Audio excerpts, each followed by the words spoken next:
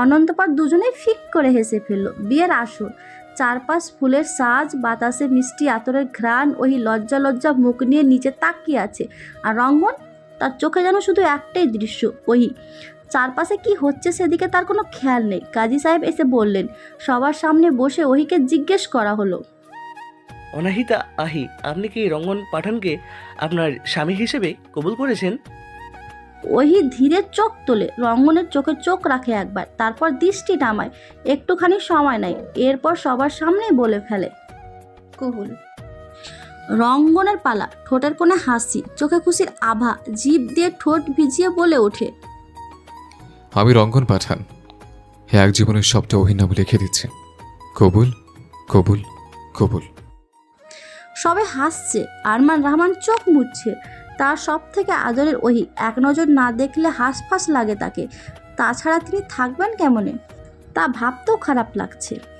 বিয়ে শেষ হতেই কাজীর হাতে দেনমোহরে 2 লক্ষ টাকা তুলে রঙ্গন। এর থেকে বেশি তার আপাতত সামর্থ্য নেই, বলা চলে এটুকু ছিল না। রঙ্গন চোখ বন্ধ করে সেদিনের কথাগুলো মনে করে। দেনমোহরের টাকা পরিশোধ না করে স্ত্রীর কাছে যাওয়া অনুচিত, এটা জানার রঙ্গন তার শখের বাইকটা বিক্রি করতে গিয়েছিলেন। যেহেতু তার 2 মাসের চাকরি, এখনও এত টাকা জোগাড় করা সম্ভব নয়, তাই কাজটা করতে সে বাধ্য হয়। সেখানে দেখা হয়ে যায় আরমান রহমানের সাথে। তিনি কিছুতেই বাইক বিক্রি করতে দিতে রাজি হন না। আর কেনই বা সে বিক্রি করতে চাচ্ছে তা জানার জন্য জোরাজুরি করেন। রঙ্গন সত্যি বলে দেয়। তিনি তখন তার থেকে 2 লক্ষ টাকা ধার দেওয়ার অফার দেন। সে তখন অবাক হয়ে বলে, আমি এই টাকা নিতে পারি না, আপনি ওহির বাবা, আপনি কেন মেয়ের দেনমোহরে টাকা ধার দিবেন? আরমান রহমান মুচকি হেসে বলে, আমি ছোট থেকেই তোমাকে ছেলের মতো দেখি, তুমি বলেই হয়তো আমি আহির সঙ্গে মেনে নিয়েছি। অন্য কেউ হলে হয়তো আমি বাস্তবতা দেখতাম। আমি আমার ছেলেকে ধার দিচ্ছি, সে একদিন পরিশোধ করে দিবে, আমার বিশ্বাস আছে। রঙ্গনের চোখ ছলছল করে ওঠে। আজকে আর ইমোশন ধরে রাখতে পারে না। আরমান রহমানকে শক্ত করে জড়িয়ে ধরে। প্রথমে ভদ্রলোক একটু থতমত খেয়ে গেলেও পরে তিনিও শক্ত করে আঁকড়ে নেয়। বাস্তবে ওরু একপাশে দাঁড়িয়ে ওহির কানে কানে ফিস ফিস করে বলল, যাক, সব মিটমাট হয়ে গেল। এখন শুধু তোমার ঘরটারা বরের নিয়ন্ত্রণ করা শিখতে হবে। শোনো, কোনো টেনশন নিবা না, কিছু হলে আমাকে বলবা, আমি দেখে নিব। ওই চোখ রাঙালো, ইচকে পাকা একটা। তারপর বলল, কয়টা বিয়ে করেছিস শুনি? ওরু দাঁত কেলিয়ে বলল, করিনি, কিন্তু করবো তো। তোমার জামাইয়ের একটা ভাই থাকলে ভালো হতো। ওহিও ঠোঁট চেপে হেসে বলল, কেন, আছে তো। কি? কে?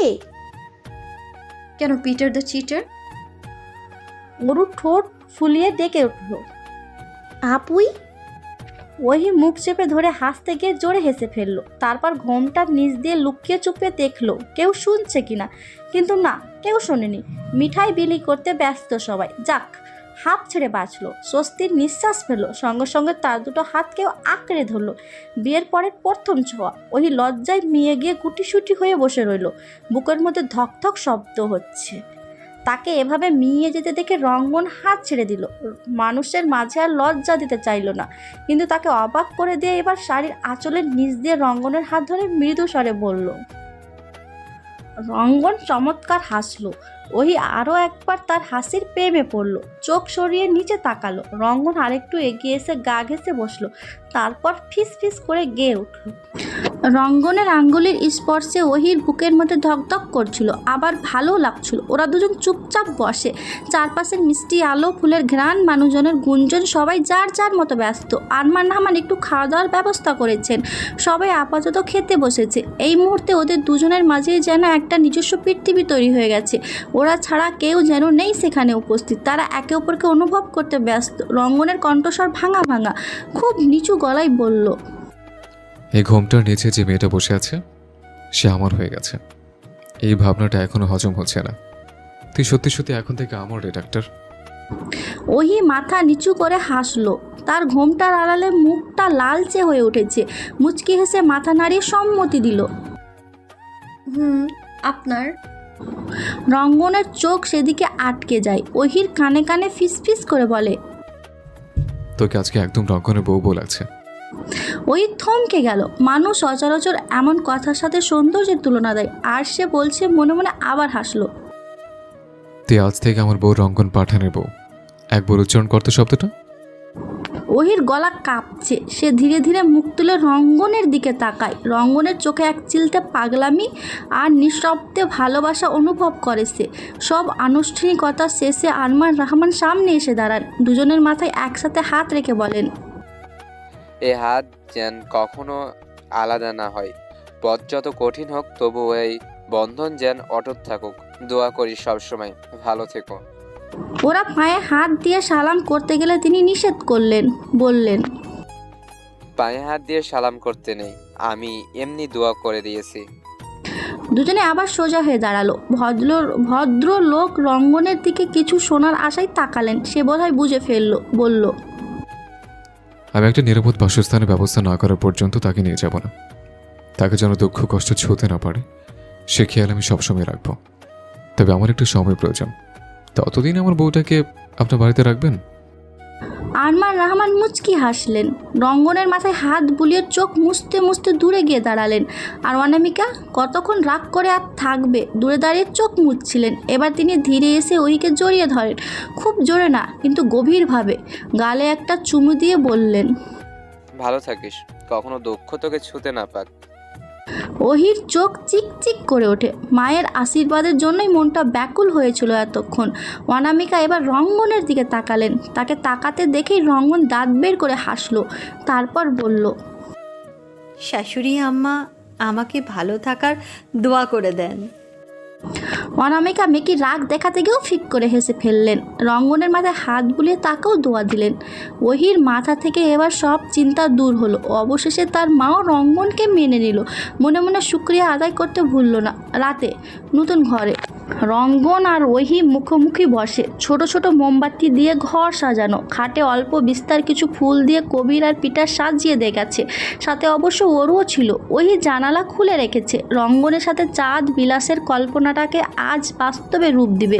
সে বাইরে তাকিয়ে আছে আর রঙ্গন তার দিকে। এমনিতে রঙ্গনের থেকে ওহির গায়ের রং অনেকটাই উজ্জ্বল।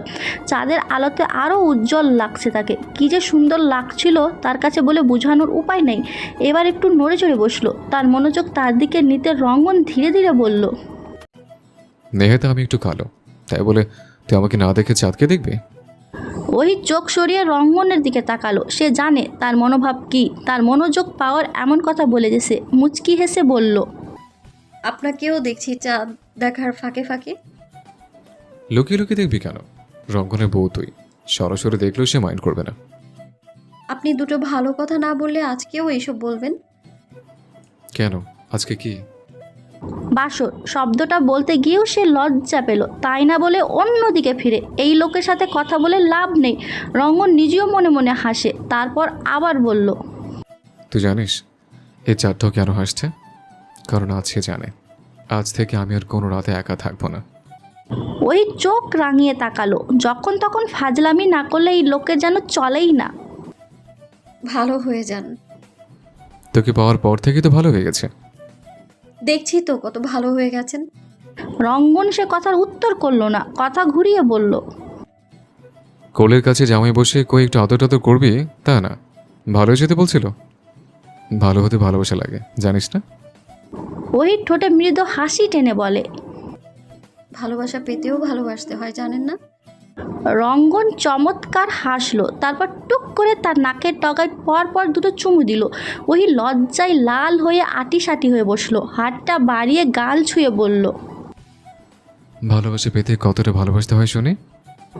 ওই নিচুর দিকে তাকিয়েছিল। লাজকতা বজায় রেখেই বলল, সীমাহীন।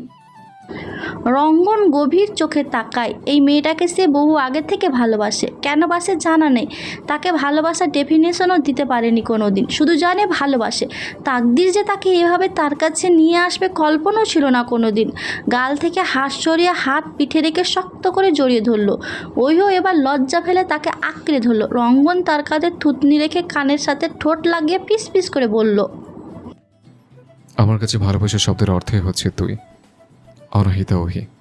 তার সাথে প্রতিটা রিলেটেড জিনিসই আমাকে মুগ্ধ করে, বারবার তাতে আটকে যাওয়ার জন্য টানে। আমি যখনই তোকে দেখি সে প্রথমবার প্রেমে পড়ার মতো অনুভূতি পায়। এখনো বলতে হবে কতটা ভালোবাসি?